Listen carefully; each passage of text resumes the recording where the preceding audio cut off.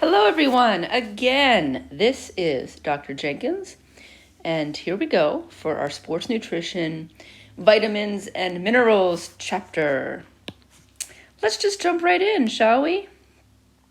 Okay, we remember that we had the macronutrients. You remember those? The macronutrients, carbohydrates, fat, and protein, those are what we need in bigger amounts through our diet. Well, here we're talking about our micronutrients. The micronutrients, I'm so sorry, I had to sneeze. I think one might be coming again. Didn't sneeze all morning, and then once I started to record, it happens. Okay, so the macronutrients we just finished talking about, carbs, fat, and protein, these are what we need more of. Well, here, now we're getting to the micronutrients. Remember, it's not that they're smaller in size or anything. Sometimes they are, but that's not what micronutrients means. Micronutrients just tells us that we don't need as much through our diet. And of course, our micronutrients are vitamins and minerals. They are equally as important. Sometimes we don't think about them as being important because we don't need as many of them. But they are just as important. We just don't need as many of them for them to do their job.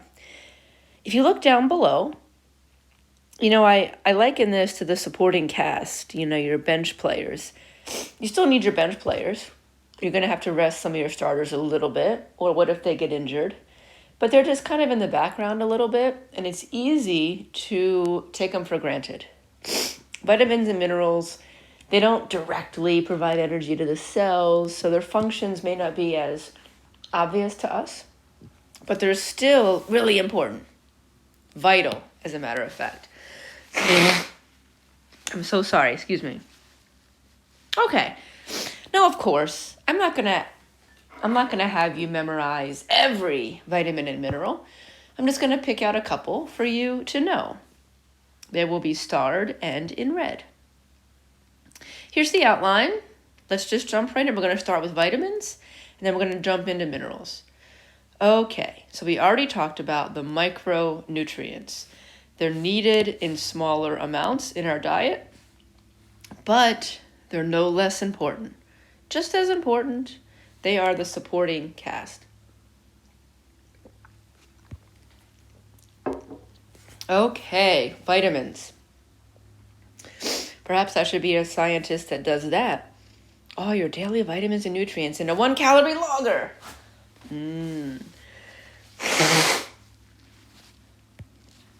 Okay, so we're going to talk a little bit about vitamins and their characteristics. Something that's really important to know about vitamins, they are organic. And what that means to us is that they are more fragile.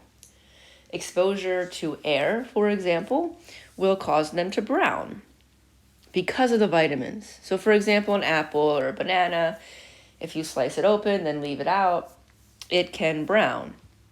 And that just has something to do with the fact that it's organic. So foods that contain a lot of vitamins, we just need to be a little more careful with because they're a little more fragile.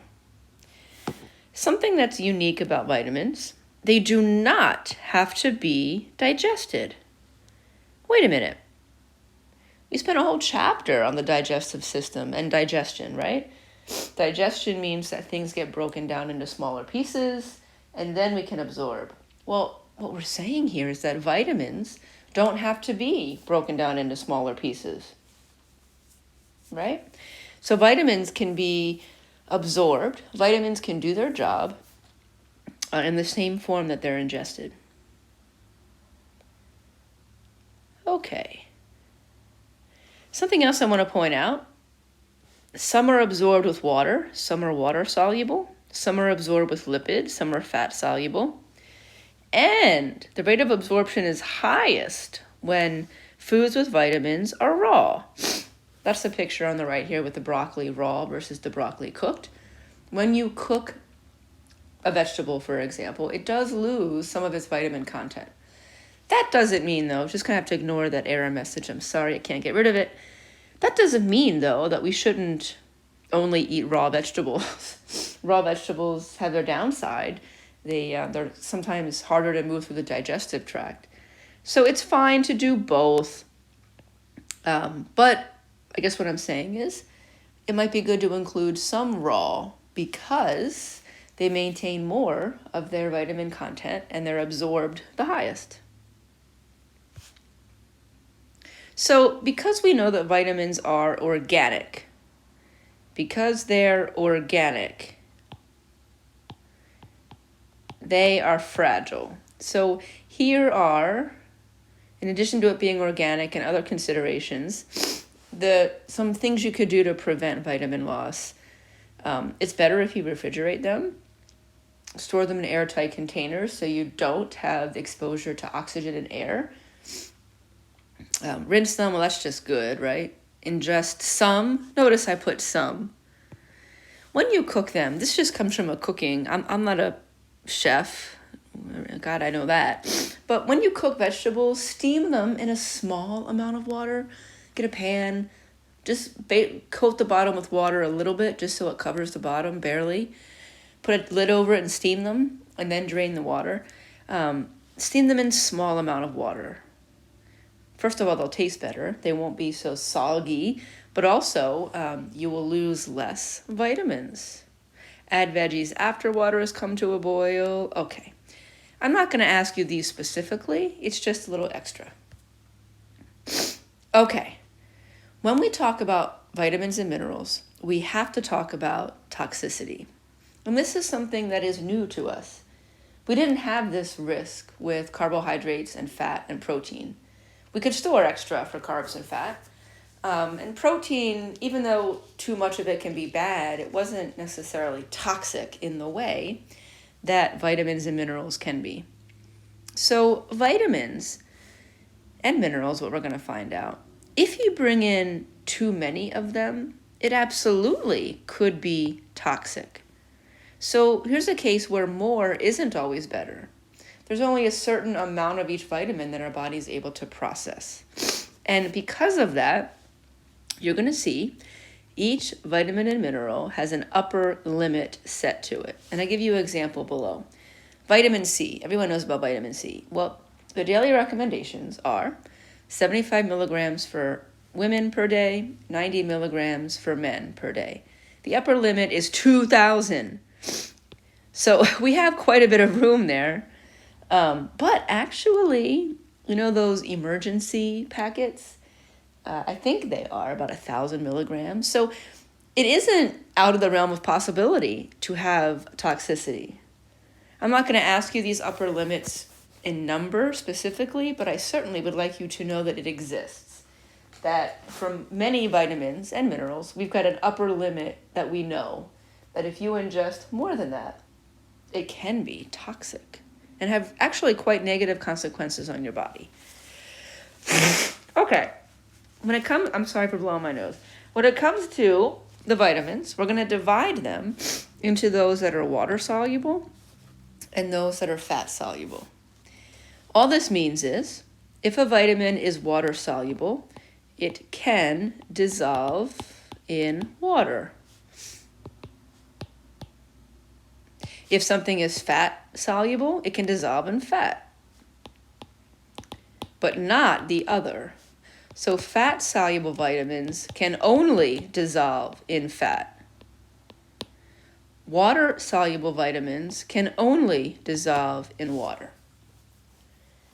So I'd like you to know these. Our fat soluble vitamins are A, D, E, K, which means that the remaining B and C, which there are many under the B category, but we can just say vitamins B and C are water soluble. Okay, so you can see I put in red what I'd like you to know. The vitamins that are able to dissolve in fat, A, D, E, K. And something else that's interesting is the fat-soluble vitamins can be stored in the body. On the other hand, the water-soluble vitamins are B and C, and they cannot be stored in the body. Again, please ignore that error message. I am so sorry.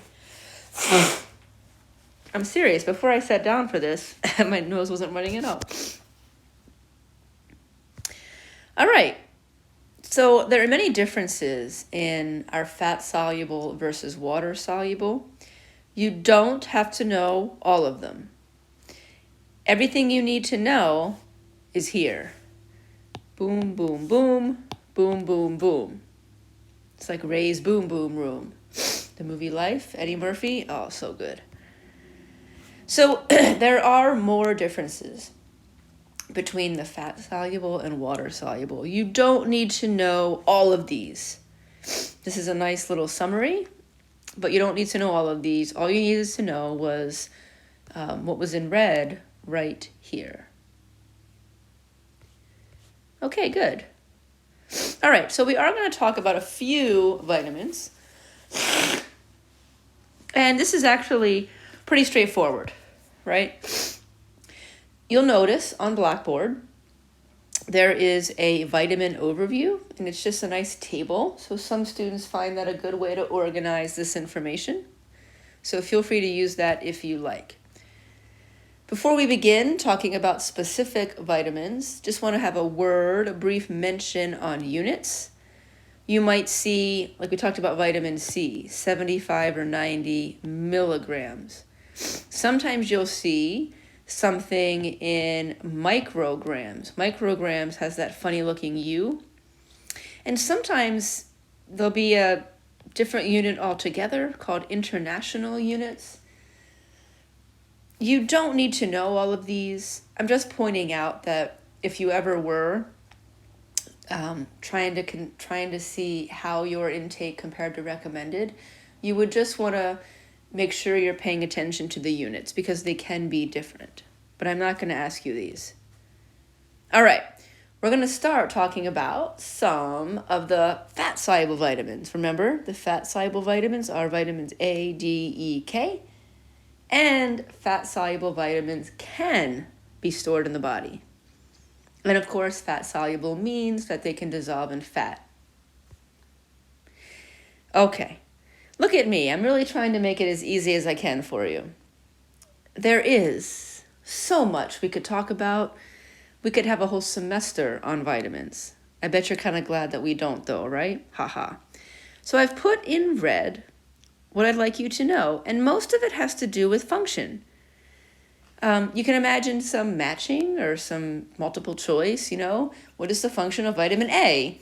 And you would choose the one that talks about bone growth and immune. Vitamin A is also known for vision, but I don't have that in red. I'm sticking more to the sports-related function. Vitamin D, we think about bone growth and maintenance. Vitamin E is an antioxidant, which basically helps reduce inflammation. It's good overall. Get rid of these dangerous things called free radicals. And vitamin K helps with blood clotting. I think about K has a similar sound to C for clotting. So these are really important, and a lot of them have to do with things that athletes care about. Vitamin D, really important for bone. Vitamin A as well. Vitamin E as an antioxidant. We want to be healthy as an athlete. We don't want to be sick all the time, then we can't perform at our best. And of course, if we ever have any injury, we have to make sure that we're able to clot our blood. So blood clotting is really important. On the right-hand side here, I've given you some sources. You don't need to know them. My point is we can get these through food. And a lot of these foods come from, vegetables, leafy greens. Vitamin D is a little bit different. Look at these vegetables. Vitamin D, by the way, can also come from fortified milk. You don't have to know these. I'm just talking about it. So to make sure we get enough vitamin D, a lot of times you'll see on a milk container fortified with vitamins A and D. So they add it for us. But vegetables, folks, I know it's a dirty word. You can just add it into your other stuff, barely even know it's there. Maybe even you'll get to like the taste because they're delicious. But a lot of our vitamins and minerals we get from our fruits and vegetables. Here are the same vitamins, A, D, E, K. I've given you some of the daily needs. And I think that square, oh, sorry about that. I believe that square equals a microgram. It just didn't show when I brought it over to my iPad here. You don't have to know them anyway.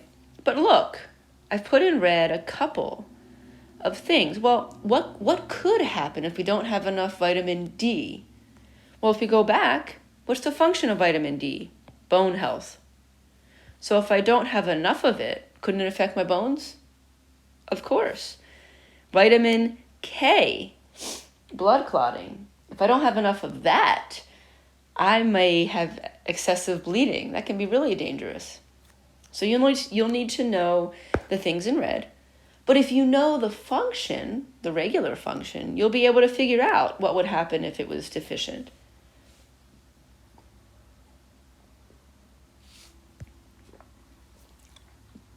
Okay, I mentioned for vitamin E that it's an antioxidant.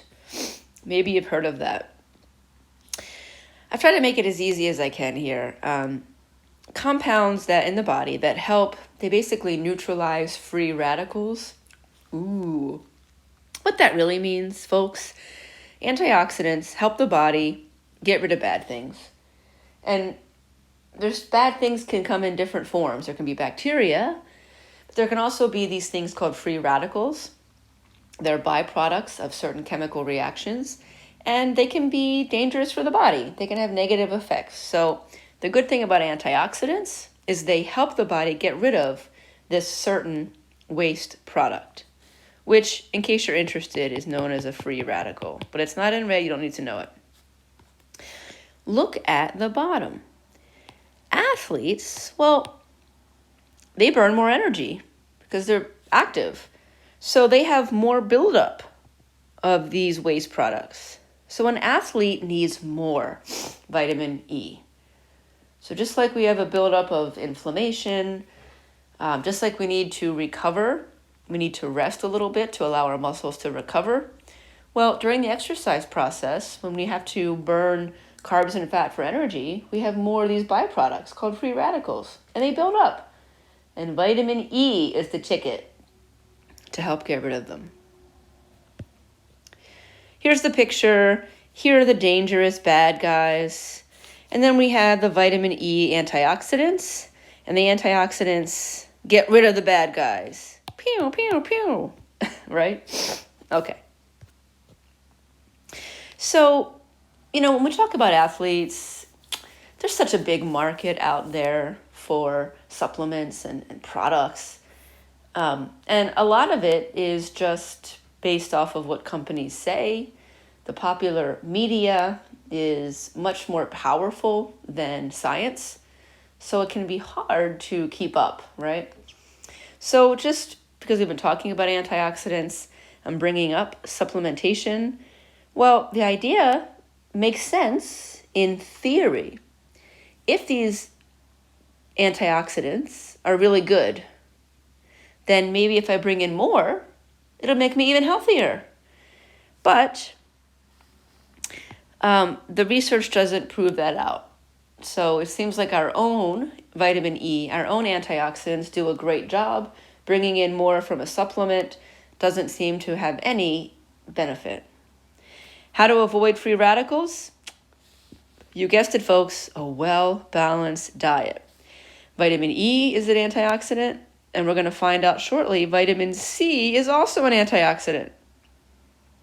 And something I didn't talk about, but a lot of these free radicals that are dangerous, these bad things that antioxidants help us with, can be from the environment. Secondhand smoke is an example. So don't do that, folks. All right, so we talked about the fat-soluble vitamins, vitamins A, D, E, and K. Let's switch gears to the water-soluble vitamins. Water-soluble vitamins are vitamins B and C. But there are many, many vitamins that make up the B category. I've listed them here for you. You don't have to memorize all of them. Let's just look, though. 1, 2, 3, 4, 5, 6, 7, 8. So here are 8 different vitamins that we group together as B vitamins. When we talk about the B vitamins, what is their function? The B vitamins act in helping form a coenzyme. And a coenzyme assists with our nutrient metabolism for energy. So when we metabolize carbs for energy, we metabolize fat for energy. Well, part of that process is that we need some coenzymes. Where do we get the coenzymes? B vitamins. So therefore, the B vitamins indirectly help us burn carbs and fat for energy. Wouldn't this be really important for an athlete? Sure would be. So our B vitamins, they're a category that incorporate many. B vitamins are water soluble, and B vitamins help to form coenzymes. And coenzymes are needed for when we burn carbs and fat for energy. Very important for our athletic population. These nutrients, carbs and fat, would not be able to be burned for energy without the coenzymes. True story. They are needed. So here we go. We had a similar chart for the fat-soluble vitamins. Here's one for our water-soluble vitamins. So we have our B vitamins. Many of them function to form coenzymes. And those coenzymes help our body to metabolize carbs and fat for energy. Vitamin C, I already kind of began to give you a window into vitamin C. Vitamin C is an antioxidant, just like we talked about vitamin E. So vitamin C and vitamin E work together as an antioxidant to get rid of bad stuff. Something else that's important to an athlete about vitamin C helps our body produce collagen. Some people might think of collagen as what, women in particular get in their lips or whatever. But collagen is the major ingredient. It's the major structural component of tendons and ligaments. Whoa, that's really important.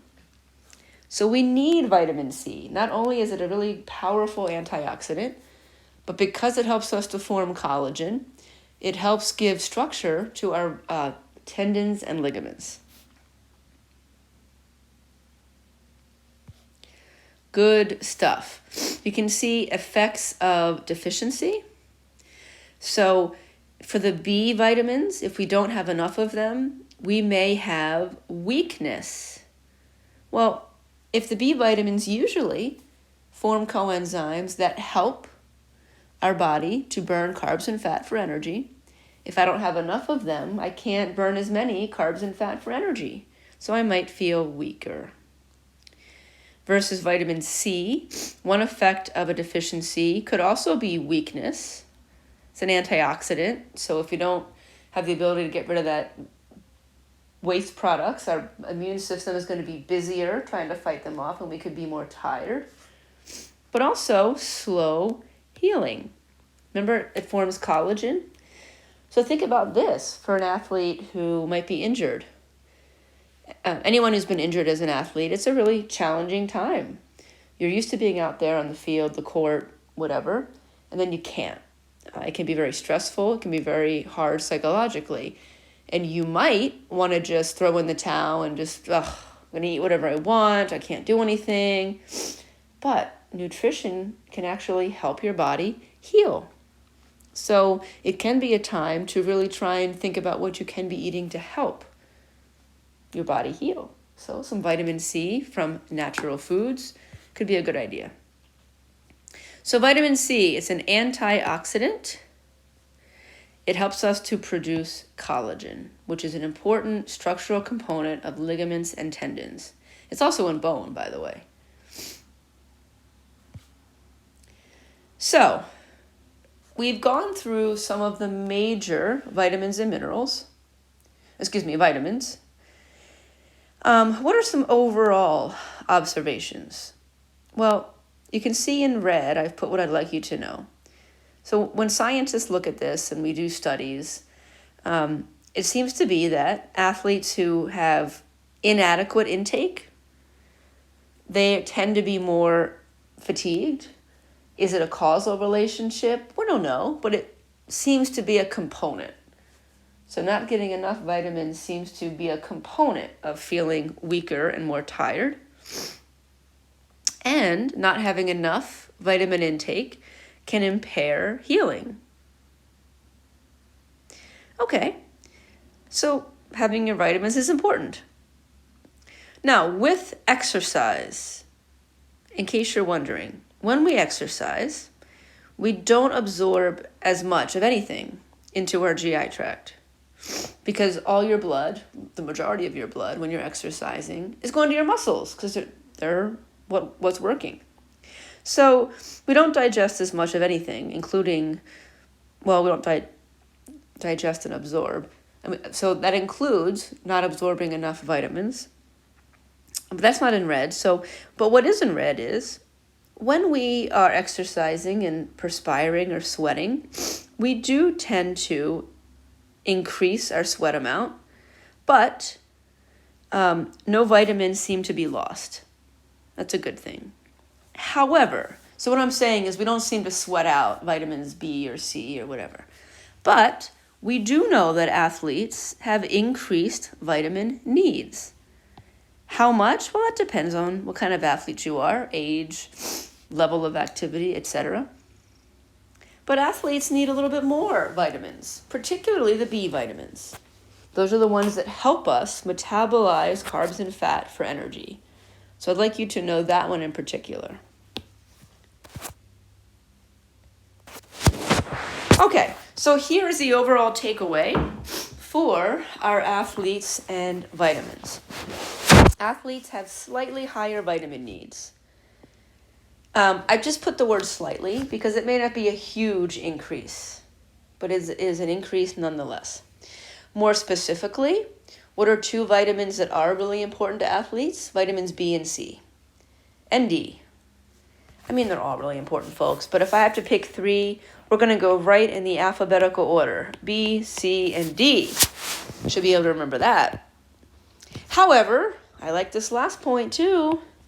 However, with a healthy diet, most athletes can easily meet their requirements.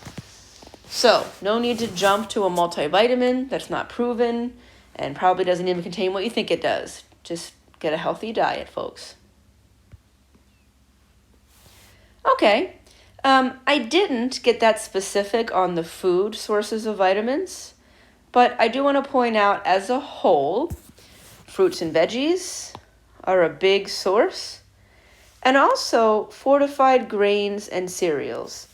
So grains are good, like granola, fortified grains, even if it's like a brown rice, and some fortified cereals. I'm not talking about Lucky Charms, folks. Even things like Wheaties or Cheerios. I know they kind of get a bad name, but they are fortified, which means that they add some of these vitamins in. So know those as the foods that are going to give us a lot of the vitamins that we need. Here are some examples of athletes that might be at risk for vitamin deficiency. I'm not going to ask you this on a quiz or an exam, but I think it's a lot of common sense, particularly athletes that have to consider their weight, female adolescents who are beginning their period and losing more blood every month, or who are beginning to, as they go through puberty, have more fat deposition, and they may not want to eat as much because they want to counter the effects of gaining that fat. Some athletes are picky eaters, so you really have to be strategic to get everything that you need. So there's some examples. Okay, so I did mention this. Remember we talked about the fact that there is a risk for toxicity. And you don't need to know that, but here is just a list of the tolerable upper intake level. You don't need to know it, but all I'm saying is, and remember that box thing equals the microgram. Didn't come over on the iPad. You don't need to know these, but I'm just pointing out that it's possible to have too much. Okay, we're going to keep on going right into minerals. You know, I haven't said this before, but I think it's pretty common sense. You know, some of these videos are pretty long.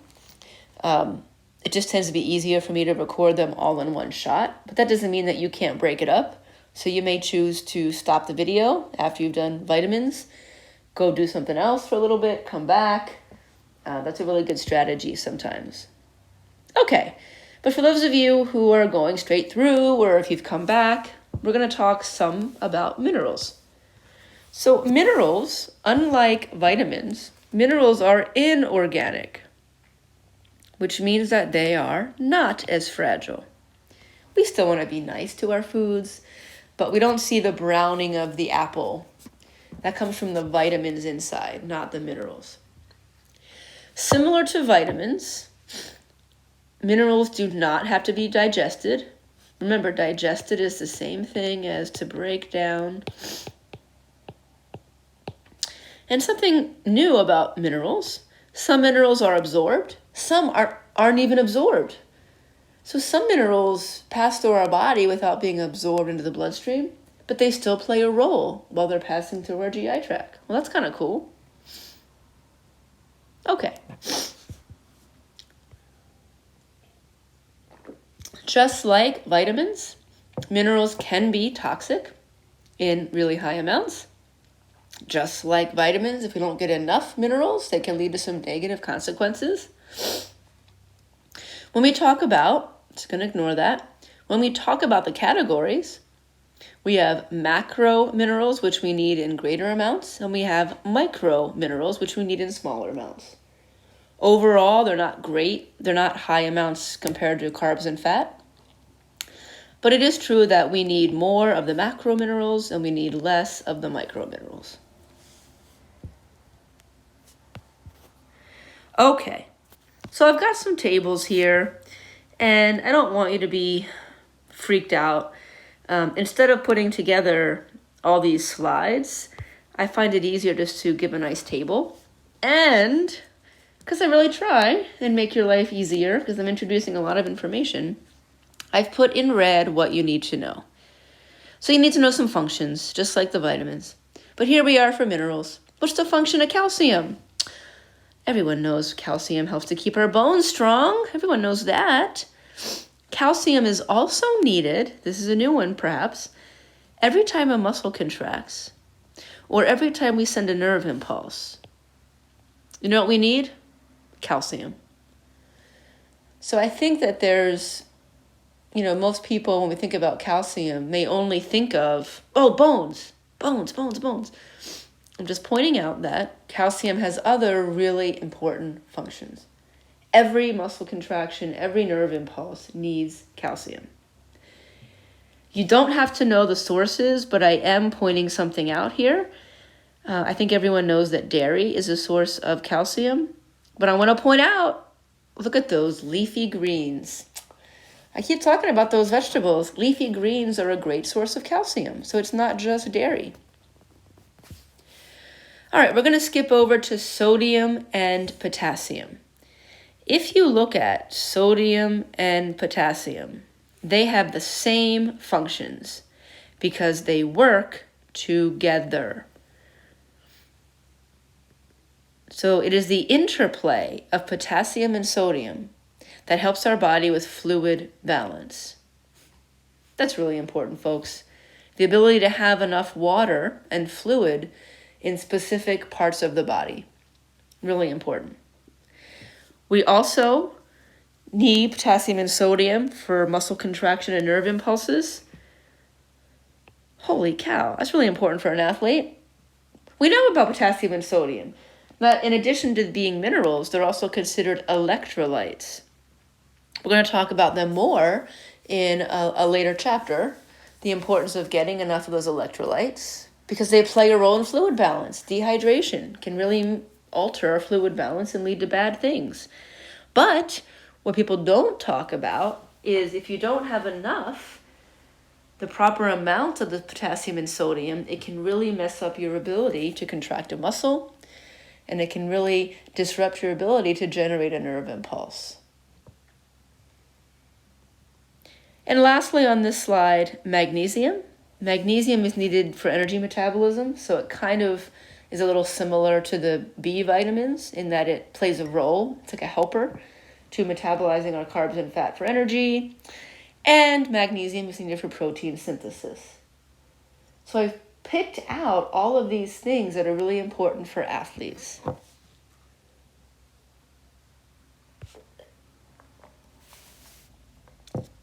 Check it out. Effects of deficiency. Just like for the vitamins, if you know the regular function, then you can figure out what happens if you don't have enough. The regular function of calcium is bone health, keeps your bones strong, and calcium is needed for muscle contraction nerve impulse. So if I don't have enough calcium, I've got poor bone health, potentially. Osteoporosis in the older population. And it's possible if I don't have enough calcium, I would have an impaired muscle contraction. For the potassium and sodium, I'm going to bring out the two most common electrolyte imbalances. Hyponatremia is low sodium. You know the prefix hypo means less than? So a common electrolyte imbalance is hyponatremia, not having enough sodium. And sometimes concurrently at the same time, we have hyperkalemia, which is too much potassium, which can be just as equally as problematic. The word hyperkalemia, it has a K in the middle, and the symbol for potassium is K.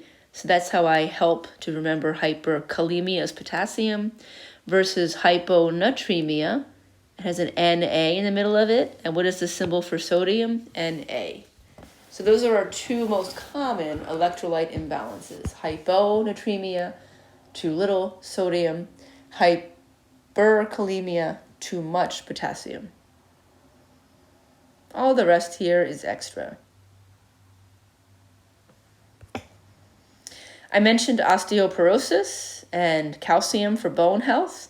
So on the right is healthy spongy bone. Over time, if we don't have enough potassium, or if we don't have enough calcium, particularly women, once they go through menopause and they lose the effects of estrogen, their bone health kind of goes down the crapper.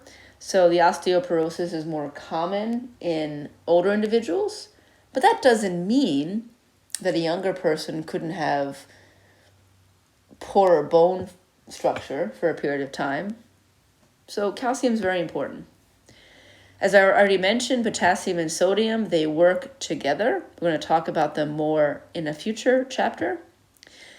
They maintain fluid balance, and they're needed for every muscle contraction and nerve impulse. I'd say that's pretty important.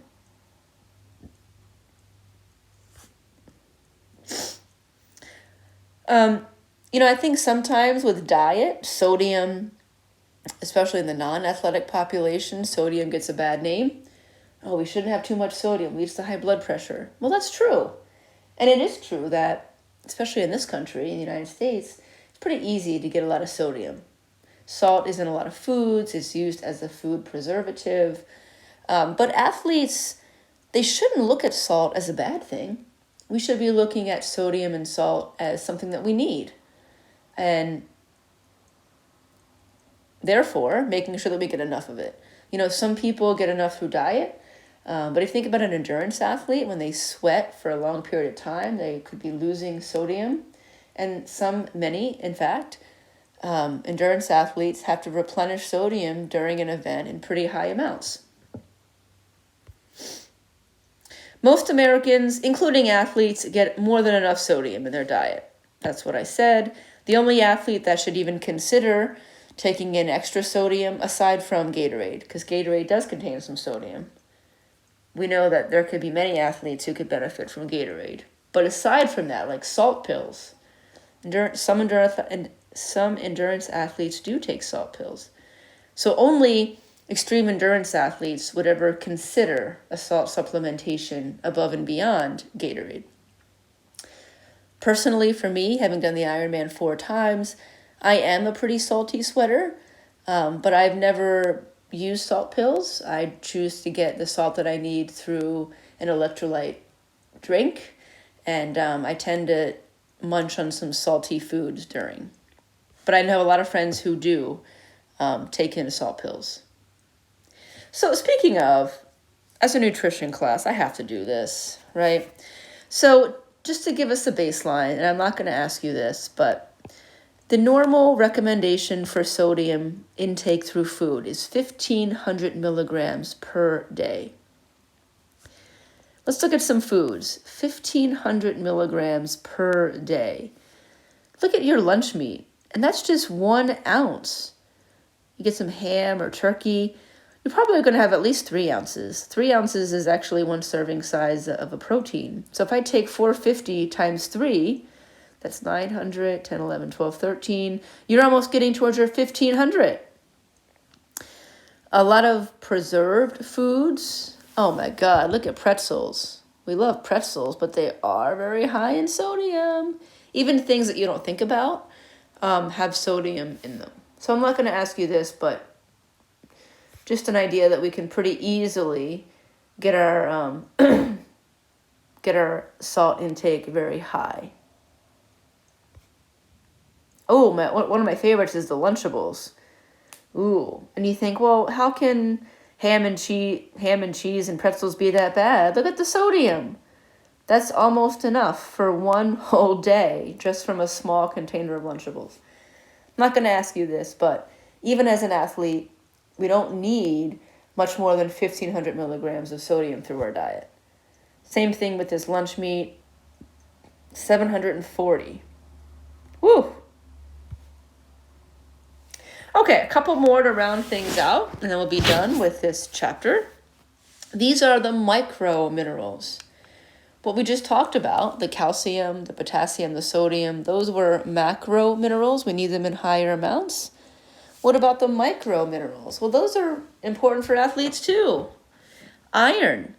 Iron is needed to make hemoglobin. Hemoglobin is on our red blood cells, and it transports oxygen. So iron is really important. Holy cow. It's a component of hemoglobin, and the importance of hemoglobin is it transports oxygen. That's really important for an athlete. We've got to get the oxygen down to the muscles. Zinc. Zinc is really important for a healthy immune system and protein synthesis. After a workout, our muscles have to repair and rebuild. Protein synthesis. One of the ingredients needed for that is zinc. So some of these you may not think of, but they're actually quite important. Not difficult to get if you have a well-balanced diet, but still. This is our last one, I believe. Yeah, iron. Iron, if I look at the daily needs, so here's something that I haven't talked about before, but if we talk about menstruating women, and I know sometimes the men get a little freaked out here, but I'm sorry, men, it's true. Women need to really think about their iron intake. Every month, they're losing blood during their period, during their menses. So iron, particularly a female athlete that is kind of lean in structure, then they lose some blood during their period. They really need to make sure that they're getting enough iron. And iron is something that is found in a lot of animal sources, the heme iron. So vegetarian athletes also need to consider. We can get some iron through plant sources, but it's a little bit harder. Okay. You only need to know things in red. Okay. This is saying the same thing that we said for vitamins. The needs of athletes are slightly higher. Let me say it again. Athletes need slightly higher vitamins and minerals than a sedentary person. But these vitamin and mineral needs can be met through a healthy diet. Just got to pay attention. I already gave you some suggestions of athletes at risk for vitamins and mineral deficiency. One specific case, as I've already mentioned, is female athletes who are having their period could absolutely be at a risk for iron deficiency. Okay, so what I've done here is I've put together some of the most important things. You already had to know this. It was already highlighted and read earlier, but I'm just trying to organize it in another way. So I've combined the vitamins and minerals to talk about how they can be helpful for an athlete. We know that vitamins C and E are good antioxidants that help to get rid of bad stuff. We know that we have a lot of vitamins and minerals that are needed for our bone and collagen. Wait a minute, what else was needed for collagen? Vitamin C. What's important for athletes is being able to transport oxygen to the muscles, so we need enough iron. So again, no need to learn anything new here. I'm just presenting it in another way. These are the functions that are most important for athletes. We need a ton of B vitamins because they form coenzymes that help us metabolize other nutrients for energy. Some of our vitamins and minerals help with our immune system. Fluid balance, potassium and sodium. So many good things. All right. How do you know if you're getting enough? I could ask you, do you think you're getting enough vitamins and minerals? You can give me an educated guess, but I bet a lot of us probably wouldn't really know because we don't keep track of what we eat. So that's something that I suggest to you. If you're interested, and this doesn't just apply to vitamins and minerals, it applies to carbs, fat, and protein. The best way to really see if you're bringing in what you need is to use a free diet analysis program. And now they're everywhere. I like MyFitnessPal, and that's what we've been using, right? But there's plenty of other ones out there. They don't know you exactly, but it gives you a baseline, gives you a ballpark for are you getting close to what your needs are. How do most athletes stack up? Don't we love some graphs, huh? Look at vitamin C. We can see how many are above the recommended amounts and how many may fall below. I'm not going to ask you this on a quiz or an exam, but we see that strength athletes tend to fall a little bit lower. Maybe endurance athletes, because they're exercising for longer, they plan better. But strength and team sport athletes need a little bit more vitamins and minerals also. Vitamin B12, not as good, folks. Not as good. So we're better at getting vitamin C, probably the orange juice, huh? But vitamin B, those leafy greens, come on, folks. Again, I'm not going to ask you this. I'm just giving you some examples. Okay, our last topic. Yay! How could a supplementation help? Well, there could be a legitimate deficiency. There absolutely could be a legitimate deficiency. And if that person is not able to meet their vitamin and mineral needs through diet, well, then it's reasonable to have a conversation about a supplementation. But as I've said all along, most everybody can get their needed vitamins and minerals through a healthy diet. And in fact, just like I've already mentioned before with something else, more isn't always better. So in terms of a general vitamin and mineral supplementation, for example, a general multivitamin, no research has shown definitively that taking a multivitamin makes you perform any better. What's best? Well, you're not going to be surprised at what I have to say here. Best to obtain micronutrients through food. You can better ensure the quality, it's cheaper, and you get the benefit of other nutrients. In addition to the vitamins and minerals, you're also getting some carbohydrates, some fat, some protein. Here are some supplement examples. You don't need to know these because we're going to have chapters on this later this semester. But right now, we're just going to leave it at getting it through your regular diet is the best way to go. All right, folks, job well done. As always, I'm here if you have questions.